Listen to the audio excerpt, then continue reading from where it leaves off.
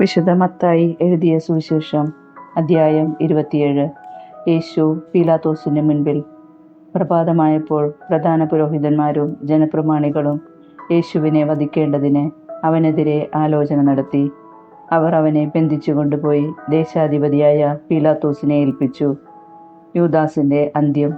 അവനെ ഒറ്റിക്കൊടുത്ത യൂദാസ് അവൻ ശിക്ഷയ്ക്ക് വിധിക്കപ്പെട്ടു എന്നറിഞ്ഞപ്പോൾ പശ്ചാത്തപിച്ച് ആ 30 വെള്ളി നാണയങ്ങൾ പ്രധാന പുരോഹിതന്മാരെയും പ്രമാണിമാരെയും ഏൽപ്പിച്ചുകൊണ്ട് പറഞ്ഞു, നിഷ്കളങ്ക രക്തത്തെ ഒറ്റിക്കൊടുത്ത് ഞാൻ പാപം ചെയ്തിരിക്കുന്നു.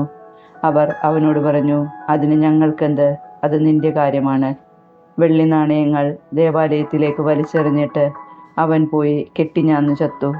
പ്രധാന പുരോഹിതന്മാർ ആ വെള്ളി നാണയങ്ങൾ എടുത്തുകൊണ്ട് പറഞ്ഞു, ഇത് രക്തത്തിൻ്റെ വിലയായകാൽ ഭണ്ഡാരത്തിൽ നിക്ഷേപിക്കുന്നത് അനുവദനീയമല്ല. അതുകൊണ്ട് അവർ കൂടിയാലോചിച്ച് ആ പണം കൊടുത്ത് വിദേശീയരെ സംസ്കരിക്കാൻ വേണ്ടി കുശവന്റെ പറമ്പ് വാങ്ങി. അത് ഇന്നും രക്തത്തിൻ്റെ പറമ്പ് എന്നറിയപ്പെടുന്നു. പ്രവാചകനായ ജെറമിയ വഴി അരുളി ചെയ്യപ്പെട്ടത് അപ്പോൾ പൂർത്തിയായി. അവൻ്റെ വിലയായി ഇസ്രായേൽ മക്കൾ നിശ്ചയിച്ച 30 വെള്ളി നാണയങ്ങൾ എടുത്ത് കർത്താവ് എന്നോട് കൽപ്പിച്ചതുപോലെ അവർ കുശവന്റെ പറമ്പിനായി കൊടുത്തു. വിചാരണയും വിധിയും. യേശു ദേശാധിപതിയുടെ മുൻപിൽ നിന്നു. ദേശാധിപതി ചോദിച്ചു, നീ യഹൂദന്മാരുടെ രാജാവാണോ? യേശു പറഞ്ഞു, നീ തന്നെ പറയുന്നുവല്ലോ. പ്രധാന പുരോഹിതന്മാരും പ്രമാണികളും അവൻ്റെ മേൽ കുറ്റമാരോപിച്ചപ്പോൾ അവൻ ഒരു മറുപടിയും പറഞ്ഞില്ല. പീലാത്തോസ് വീണ്ടും ചോദിച്ചു, അവർ എന്തെല്ലാം കാര്യങ്ങൾ നിനക്കെതിരെ സാക്ഷ്യപ്പെടുത്തുന്നു എന്ന് നീ കേൾക്കുന്നില്ലേ? എന്നാൽ അവൻ ഒരു ആരോപണത്തിന് പോലും മറുപടി പറഞ്ഞില്ല. തന്നിമിത്തം ദേശാധിപതി അത്യധികം ആശ്ചര്യപ്പെട്ടു. ജനക്കൂട്ടം ആഗ്രഹിക്കുന്ന ഒരു തടവുകാരനെ ദേശാധിപതി തിരുനാളിൽ അവർക്ക് വിട്ടുകൊടുക്കുക പതിവായിരുന്നു. അന്നവർക്ക് ബറാബാസ് എന്നു പേരുള്ള കുപ്രസിദ്ധനായ ഒരു തടവ് പുള്ളി ഉണ്ടായിരുന്നു. അതുകൊണ്ട് അവർ ഒരുമിച്ച് കൂടിയപ്പോൾ പീലാത്തോസ് ചോദിച്ചു, ഞാൻ ആരെ വിട്ടുതരണമെന്നാണ് നിങ്ങൾ ആഗ്രഹിക്കുന്നത്? ബറാബാസിനെയോ ക്രിസ്തു എന്ന് വിളിക്കപ്പെടുന്ന യേശുവിനെയോ? അസൂയ നിമിത്തമാണ് അവർ അവനെ ഏൽപ്പിച്ചു കൊടുത്തതെന്ന് അവൻ അറിഞ്ഞിരുന്നു. മാത്രമല്ല, അവൻ ന്യായാസനത്തിൽ ഉപവിഷ്ടനായിരിക്കുമ്പോൾ അവൻ്റെ ഭാര്യ അവൻ്റെ അടുത്തേക്ക് ആളയച്ച് അറിയിച്ചു, ആ നീതിമാൻ്റെ കാര്യത്തിൽ ഇടപെടരുത്. അവൻ മൂലം സ്വപ്നത്തിൽ ഞാൻ ഇന്ന് വളരെയേറെ ക്ലേശിച്ചു. പ്രധാന പുരോഹിതന്മാരും പ്രമാണികളും ബറാബാസിനെ വിട്ടുതരാനും യേശുവിനെ നശിപ്പിക്കാനും ആവശ്യപ്പെടാൻ ജനങ്ങളെ പ്രേരിപ്പിച്ചു. ദേശാധിപതി വീണ്ടും അവരോട് ചോദിച്ചു, ഇവരിൽ ആരെ വിട്ടുതരണമെന്നാണ് നിങ്ങൾ ആഗ്രഹിക്കുന്നത്? അവർ പറഞ്ഞു, ബറാബാസിനെ. പീലാത്തോസ് അവരോട് ചോദിച്ചു, അപ്പോൾ ക്രിസ്തു എന്ന് വിളിക്കപ്പെടുന്ന യേശുവിനെ ഞാൻ എന്ത് ചെയ്യണം? എല്ലാവരും പറഞ്ഞു, അവനെ ക്രൂശിക്കുക. അവൻ അവരോട് ചോദിച്ചു, അവൻ എന്ത് തിന്മയാണ് ചെയ്തത്? അപ്പോൾ അവർ കൂടുതൽ ഉച്ചത്തിൽ വിളിച്ചു പറഞ്ഞു, അവനെ ക്രൂശിക്കുക. ബഹളം വർദ്ധിക്കുന്നതല്ലാതെ പ്രയോജനമൊന്നും ഉണ്ടാകുന്നില്ലെന്ന് മനസ്സിലാക്കിയ പീലാത്തോസ് വെള്ളമെടുത്ത് ജനങ്ങളുടെ മുൻപിൽ വച്ച് കൈ കഴുകിക്കൊണ്ട് പറഞ്ഞു, ഈ നീതിമാന്റെ രക്തത്തിൽ എനിക്ക് പങ്കില്ല, അത് നിങ്ങളുടെ കാര്യമാണ്. അപ്പോൾ ജനം മുഴുവൻ മറുപടി പറഞ്ഞു, അവൻ്റെ രക്തം ഞങ്ങളുടെ മേലും ഞങ്ങളുടെ സന്തതികളുടെ മേലും ആയിക്കൊള്ളട്ടെ. അപ്പോൾ അവൻ ബറാബാസിനെ അവർക്ക് വിട്ടുകൊടുക്കുകയും യേശുവിനെ ചമ്മട്ടി കൊണ്ടടിപ്പിച്ച് ക്രൂശിക്കാൻ ഏൽപ്പിച്ചു കൊടുക്കുകയും ചെയ്തു. യേശുവിനെ പരിഹസിക്കുന്നു. അനന്തരം ദേശാധിപതിയുടെ പടയാളികൾ യേശുവിനെ പ്രത്തോറിയത്തിലേക്ക് കൊണ്ടുപോയി സൈന്യവിഭാഗത്തെ മുഴുവൻ അവനെതിരെ അണിനിരത്തി. അവർ അവൻ്റെ വസ്ത്രം ഉരിഞ്ഞുമാറ്റി ഒരു ചുമന്ന പുറങ്കുപ്പായം അണിയിച്ചു. ഒരു മുൾക്കിരീടം മെനഞ്ഞ് അവൻ്റെ ശിരസിൽ വച്ചു. വലത്ത് കൈയിൽ ഒരു ഞാങ്ങണയും കൊടുത്തു. അവൻ്റെ മുൻപിൽ മുട്ടുകുത്തിക്കൊണ്ട്, യഹൂദരുടെ രാജാവേ സുസ്തി എന്ന് പറഞ്ഞ് അവർ അവനെ പരിഹസിച്ചു. അവർ അവൻ്റെ മേൽ തുപ്പുകയും ഞാങ്ങണയെടുത്ത് അവൻ്റെ ശിരസിലേക്ക് അടിക്കുകയും ചെയ്തു. അവനെ പരിഹസിച്ചതിനു ശേഷം പുറങ്കുപ്പായം അഴിച്ചുമാറ്റി അവൻ്റെ വസ്ത്രം വീണ്ടും ധരിപ്പിച്ച് കുരിശിൽ തറയ്ക്കാൻ കൊണ്ടുപോയി. യേശുവിനെ കുരിശിൽ തറയ്ക്കുന്നു. അവർ പോകുന്ന വഴി ശിമിയോൻ എന്ന ഒരു കിറേനക്കാരനെ കണ്ടുമുട്ടി. യേശുവിൻ്റെ കുരിശു ചുമക്കാൻ അവർ അവനെ നിർബന്ധിച്ചു. തലയോടിടം എന്നർത്ഥമുള്ള ഗോൽഗോഥായിലെത്തിയപ്പോൾ അവർ അവന് കയ്പ് കലർത്തിയ വീഞ്ഞ് കുടിക്കാൻ കൊടുത്തു. അവനത് രുചിച്ചു നോക്കിയെങ്കിലും കുടിക്കാൻ ഇഷ്ടപ്പെട്ടില്ല. അവനെ കുരിശിൽ തറച്ചതിന് ശേഷം അവർ അവൻ്റെ വസ്ത്രങ്ങൾ കുറിയിട്ട് ഭാഗിച്ചെടുത്തു.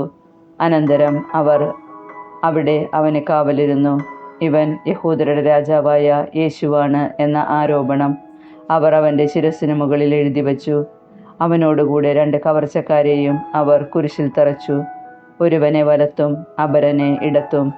അതിലെ കടന്നുപോയവർ തലകുലുക്കിക്കൊണ്ട് അവനെ ദുഷിച്ചു പറഞ്ഞു, ദേവാലയം നശിപ്പിച്ച് 3 ദിവസം കൊണ്ട് അത് പണിയുന്നവനെ, നിന്നെ തന്നെ രക്ഷിക്കുക. നീ ദൈവപുത്രനാണെങ്കിൽ കുരിശിൽ നിന്ന് ഇറങ്ങി വരിക. അപ്രകാരം തന്നെ പ്രധാന പുരോഹിതന്മാർ നിയമജ്ഞരോടും പ്രമാണികളോടും ഒത്ത് അവനെ പരിഹസിച്ചുകൊണ്ട് പറഞ്ഞു, ഇവൻ മറ്റുള്ളവരെ രക്ഷിച്ചു, തന്നെ തന്നെ രക്ഷിക്കാൻ ഇവന് സാധിക്കുന്നില്ല. ഇവൻ ഇസ്രായേലിൻ്റെ രാജാവാണല്ലോ. കുരിശിൽ നിന്ന് ഇറങ്ങി വരട്ടെ, ഞങ്ങൾ ഇവനിൽ വിശ്വസിക്കാം. ഇവൻ ദൈവത്തിൽ ആശ്രയിച്ചു, വേണമെങ്കിൽ ദൈവം ഇവനെ രക്ഷിക്കട്ടെ. ഞാൻ ദൈവപുത്രനാണ് എന്നാണല്ലോ ഇവൻ പറഞ്ഞിരുന്നത്. അവനോടൊപ്പം ക്രൂശിക്കപ്പെട്ട കവർച്ചക്കാരും ഇപ്രകാരം തന്നെ അവനെ പരിഹസിച്ചു. യേശുവിൻ്റെ മരണം. 6-ാം മണിക്കൂർ മുതൽ 9-ാം മണിക്കൂർ വരെ ഭൂമിയിലെങ്ങും അന്ധകാരം വ്യാപിച്ചു. ഏകദേശം 9-ാം മണിക്കൂറായപ്പോൾ യേശു ഉച്ചത്തിൽ നിലവിളിച്ചു, ഏലി ഏലി ലാമ സബക്താനി, അതായത് എൻ്റെ ദൈവമേ, എന്തുകൊണ്ട് നീ എന്നെ ഉപേക്ഷിച്ചു? അടുത്തു നിന്നിരുന്നവരിൽ ചിലർ ഇത് കേട്ട് പറഞ്ഞു, അവൻ ഏലിയായെ വിളിക്കുന്നു. ഉടനെ അവരിൽ ഒരാൾ ഓടിച്ചെന്ന് നീർപ്പഞ്ഞിയെടുത്ത് വിനാഗിരിയിൽ മുക്കി ഒരു ഞാങ്ങണമേൽ ചുറ്റി അവന് കുടിക്കാൻ കൊടുത്തു. അപ്പോൾ മറ്റുള്ളവർ പറഞ്ഞു, നിൽക്കൂ, ഏലിയ വന്ന് അവനെ രക്ഷിക്കുമോ എന്ന് കാണട്ടെ. യേശു ഉച്ചത്തിൽ നിലവിളിച്ചുകൊണ്ട് ജീവൻ വെടിഞ്ഞു. അപ്പോൾ ദേവാലയത്തിലെ തിരശ്ശീല മുകൾ മുതൽ താഴെ വരെ 2ആയി കീറി, ഭൂമി കുലുങ്ങി, പാറകൾ പിളർന്നു, ശവകുടീരങ്ങൾ തുറക്കപ്പെട്ടു. നിദ്ര പ്രാപിച്ചിരുന്ന പല വിശുദ്ധന്മാരുടെയും ശരീരങ്ങൾ ഉയർപ്പിക്കപ്പെട്ടു. അവൻ്റെ പുനരുദ്ധാനത്തിനു ശേഷം അവർ ശവകുടീരങ്ങളിൽ നിന്ന് പുറത്തു വന്ന് വിശുദ്ധ നഗരത്തിൽ പ്രവേശിച്ച് പലർക്കും പ്രത്യക്ഷപ്പെട്ടു. യേശുവിനെ കാവൽ നിന്നിരുന്ന ശതാധിപനും അവൻ്റെ കൂടെ ഉണ്ടായിരുന്നവരും ഭൂകമ്പവും മറ്റു സംഭവങ്ങളും കണ്ട് അത്യധികം ഭയപ്പെട്ടു. സത്യമായും ഇവൻ ദൈവപുത്രനായിരുന്നു എന്ന് പറഞ്ഞു. ഗലീലയിൽ നിന്ന് യേശുവിനെ അനുഗമിച്ചവരും അവന് ശുശ്രൂഷ ചെയ്തിരുന്നവരുമായ അനേകം സ്ത്രീകൾ അകലെ ഇക്കാര്യങ്ങൾ നോക്കിക്കൊണ്ട് നിന്നിരുന്നു. അക്കൂട്ടത്തിൽ മഗ്ദലേന മറിയവും യാക്കോബിൻ്റെയും ജോസഫിൻ്റെയും അമ്മയായ മറിയവും സെബദിപുത്രന്മാരുടെ അമ്മയും ഉണ്ടായിരുന്നു. യേശുവിനെ സംസ്കരിക്കുന്നു. വൈകുന്നേരമായപ്പോൾ അരിമത്തായക്കാരൻ ജോസഫ് എന്ന ധനികൻ അവിടെ എത്തി. അവനും യേശുവിന് ശിഷ്യപ്പെട്ടിരുന്നു. അവൻ പീലാത്തോസിൻ്റെ അടുത്ത് ചെന്ന് യേശുവിൻ്റെ ശരീരം ചോദിച്ചു. അത് അവന് വിട്ടുകൊടുക്കാൻ പീലാത്തോസ് കൽപ്പിച്ചു. ജോസഫ് ശരീരമെടുത്ത് ശുചിയായ ഒരു തുണിയിൽ പൊതിഞ്ഞ് പാറയിൽ വെട്ടിയുണ്ടാക്കിയ തൻ്റെ പുതിയ കല്ലറയിൽ സംസ്കരിച്ചു. കല്ലറയുടെ വാതിൽക്കൽ ഒരു വലിയ കല്ലുരുട്ടി വെച്ചിട്ട് അവൻ പോയി. മഗ്ദലേന മറിയവും മറ്റേ മറിയവും ശവകുടീരത്തിന് അഭിമുഖമായി അവിടെ ഇരുന്നിരുന്നു. കല്ലറയ്ക്ക് കാവൽ. പിറ്റേ ദിവസം, അതായത് ഒരുക്ക ദിനത്തിൻ്റെ പിറ്റേന്ന്, പ്രധാന പുരോഹിതന്മാരും ഫരിസേയരും പീലാത്തോസിൻ്റെ അടുക്കൽ ഒരുമിച്ച് കൂടി. അവർ പറഞ്ഞു, യജമാനനെ, 3 ദിവസം കഴിഞ്ഞ് അവൻ ഉയർത്തെഴുന്നേൽക്കുമെന്ന് ആ വഞ്ചകൻ ജീവിച്ചിരുന്നപ്പോൾ പറഞ്ഞത് ഞങ്ങളിപ്പോൾ ഓർമ്മിക്കുന്നു. അതിനാൽ 3-ാം ദിവസം വരെ ശവകുടീരത്തിന് കാവലേർപ്പെടുത്താൻ ആജ്ഞാപിക്കുക. അല്ലെങ്കിൽ അവൻ്റെ ശിഷ്യന്മാർ വന്ന് അവനെ മോഷ്ടിക്കുകയും അവൻ മരിച്ചവരിൽ നിന്ന് ഉദ്ധാനം ചെയ്തു എന്ന് ജനങ്ങളോട് പറയുകയും ചെയ്തെന്ന് വരും. അങ്ങനെ അവസാനത്തെ വഞ്ചന ആദ്യത്തേതിനേക്കാൾ ഗുരുതരമായി തീരുകയും ചെയ്യും. പീലാത്തോസ് അവരോട് പറഞ്ഞു, നിങ്ങൾക്ക് ഒരു കാവൽ സേനയുണ്ടല്ലോ, പോയി നിങ്ങളുടെ കഴിവ് പോലെ കാത്തുകൊള്ളുവിൻ. അവർ പോയി കല്ലിന് മുദ്ര വെച്ച് കാവൽക്കാരെ നിർത്തി കല്ലറ ഭദ്രമാക്കി.